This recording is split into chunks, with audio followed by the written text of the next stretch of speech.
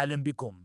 إليكم أبرز ما تصدر العناوين في 24 ساعة الماضية من أحداث متسارعة نلخصها لكم في دقائق، وهذه هي العناوين.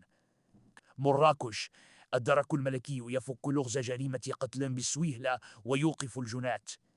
القنيطرة: فجعة العثور على جثة تلميذ قاصر تهز الرأي العام.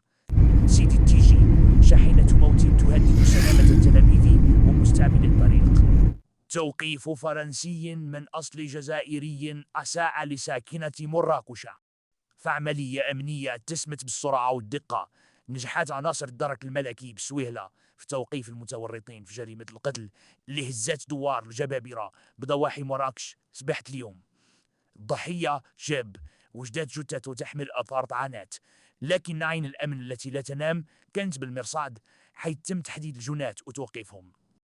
اعتزت مدينة القنيطرة صبيحة يوم السبت 10 يناير 2026 على وقع فاجعة أليمة قبل عثور على جثة تلميذ قاصر 12 سنة بمنطقة المرجة قرب مقبرة البشتين.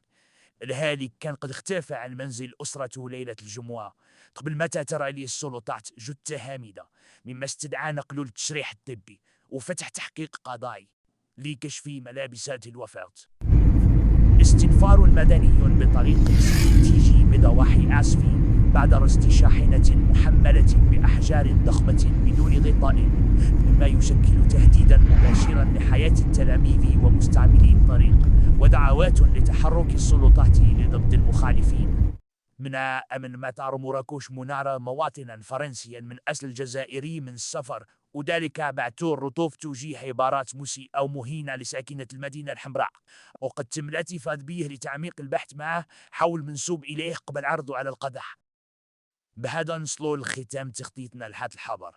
تبقى كرامة المواطن خطا أحمر لا يمكن التجاوز فيه، والسلطات المغربية تأكد دائما على صرامة القانون في وجه أي إساءة. كان معكم خالد، إلى اللقاء.